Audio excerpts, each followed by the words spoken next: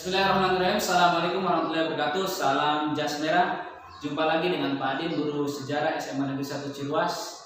Ya anak-anakku, silakan like, komen, dan subscribe. Karena like, komen, dan subscribe itu gratis. Dan jangan lupa boleh bagikan video ini jika bermanfaat. Ya anak-anakku, kita jumpa lagi di pertemuan yang keempat ini. Ya, kita akan membahas terkait tentang dampak penjajahan bangsa Eropa dalam bidang politik, ya budaya, sosial, ekonomi, dan juga bidang pendidikan. Oke, yang pertama itu adalah di bidang politik. Ya, kita ketahui bersama, ya Nusantara itu awalnya adalah dikuasai oleh kerajaan-kerajaan, ya. Namun dengan datangnya bangsa Eropa merubah keadaan, ya, menjadi kekuasaan kerajaan mengalami penurunan, ya, karena terjadi intervensi dan juga intimidasi terhadap kerajaan-kerajaan yang ada di wilayah Nusantara. Politik yang melemahkan kerajaan-kerajaan Nusantara itu namanya politik adu domba atau divide et impera. Banyak sekali contohnya, semisal dengan kerajaan Banten, ya, itu mengalami kemunduran, ya, pasca kejayaannya itu, ya, dilakukan dengan, ya, intimidasi dan juga politik, ya, divide et impera, adu domba, ya, antara, ya, kekuasaan secara internal di kerajaan Kesultanan Banten. Oke, dari itu semua tentunya berimbas, ya, di wilayah atau di bidang politik, ya, berubah keadaan, ya, kekuasaan kerajaan menjadi kekuasaan penjajah bangsa Barat atau Eropa. Yang pertama itu yang membagi wilayah kekuasaan Hindia Belanda, khususnya wilayah Jawa, menjadi 9 prefektur, ya, dan juga 30 Regenskrip. Prefektur ini setara dengan provinsi, Regenskrip itu setara dengan kabupaten. Ya, yang kedua itu adalah, ya, tiap prefektur dipimpin oleh prefek atau orang Eropa itu sendiri, ya. Regenskrip itu setingkat dengan kabupaten, dipimpin oleh bupati yang berasal dari pribumi, ya, yang masih keturunan dengan kerajaan ketika masa itu. Ya, prefektur dan, ya, regen atau provinsi dan kabupaten, ya, ini di bawah kekuasaan gubernur jenderal. Kedudukan gubernur jenderal itu tertinggi, ya, memimpin kekuasaan pemerintah kolonial Hindia Belanda, ya. Gubernur jenderal juga dibantu oleh berbagai departemen. Ada 6 departemen. Yang pertama itu kehakiman, yang kedua keuangan, dalam negeri, ya, kebudayaan dan kepercayaan, departemen ekonomi, departemen kesejahteraan rakyat, ya. Ini 6 departemen membantu tugas dari gubernur jenderal, ya, Hindia Belanda dalam rangka menjalankan, ya, misinya dalam kekuasaan di Nusantara.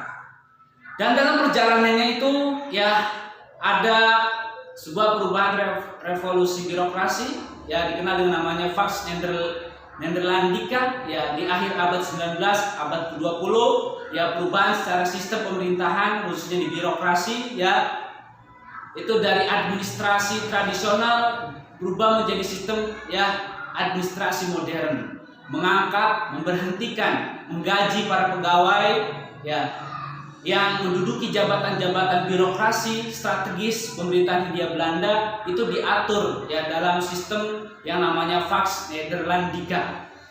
Itu terkait tentang politik. Yang berikutnya adalah terkait tentang dampak budaya. Ya, dampak budaya penjajahan bangsa Barat atau Eropa di Nusantara.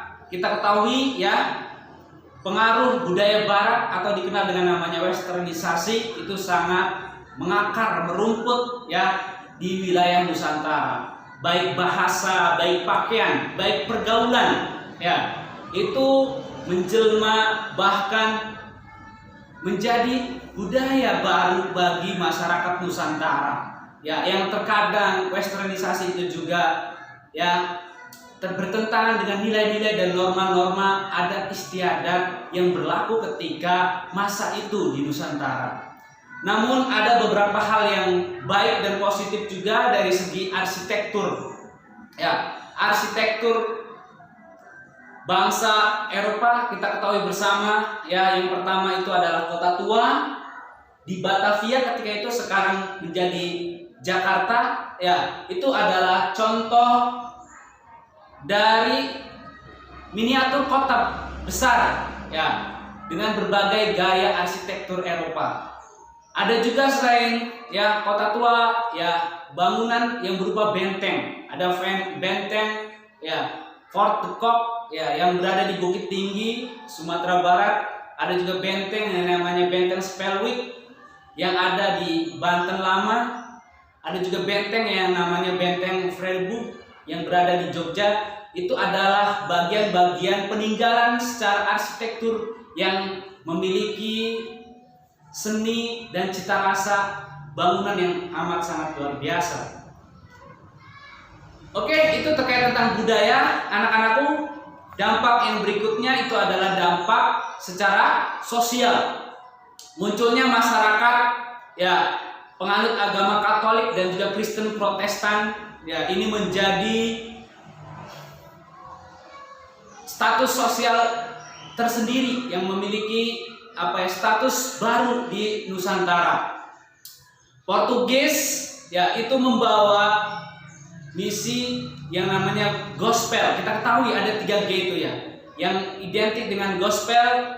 Portugis itu membawa yang namanya kepercayaan Katolik dengan beberapa orang misionaris, salah satunya itu namanya yang amat sangat terkenal Franciscus Savarius yang menyebarkan ya misionaris Katolik di wilayah Maluku dan sekitarnya ketika tahun 1546 sampai 1547. Lalu ada juga ya secara sosial masyarakat yang menganut ya ajaran Kristen Protestan yang berkembang secara luas ketika masa Gubernur Jenderal Thomas Stamford Raffles. Ya, dan ini didukung secara sistematis terstruktur oleh organisasi keagamaan yang kita kenal itu namanya Nederland Zendeling Genootschap atau NZG. Ya, siapa sih tokoh misionarisnya? Tokoh misionarisnya itu yang terkenal juga Ludwig Ingwer Nommensen. Dan yang kedua itu namanya Sebastian ya Karkens. Ya. Itu adalah tokoh-tokoh misionaris dari bangsa Eropa yang memiliki paham keagamaan Kristen Protestan. Oke, anak-anakku, yang berikutnya itu adalah dampak secara ekonomi ya. Yang pertama itu adalah mata uang mulai dikenal oleh masyarakat Nusantara ya ketika masa Raffles ya, karena kebijakan yang terkenal itu namanya kebijakan sewa tanah dan ini menggunakan yang namanya mata uang.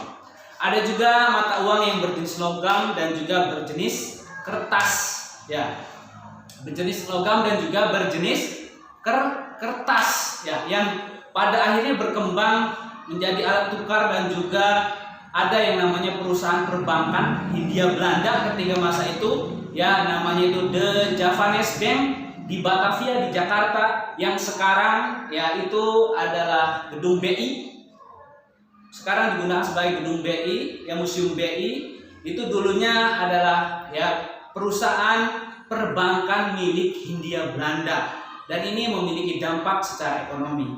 Yang kedua itu mulai bangkitnya ya perekonomian penjajahan ketika masa itu ketika pembangunan Jalan Anyar Panarukan sepanjang 1000 km lebih tersebut ya, yang menghubungkan berbagai alat-alat transportasi yang terintegrasi. Salah satunya adalah kereta api.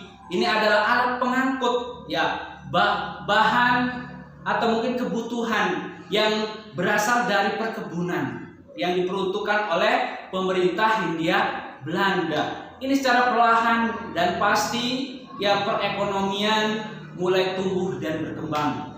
Tapi yang kita ketahui bersama ya, kalau saat ini ekonomi Indonesia ya itu tetap masih posisinya dijajah oleh bangsa Barat Eropa. Salah satunya apa? Wilayah industri sekarang, wilayah permodalan ya, kapitalisme itu dikuasai oleh orang-orang Barat ya.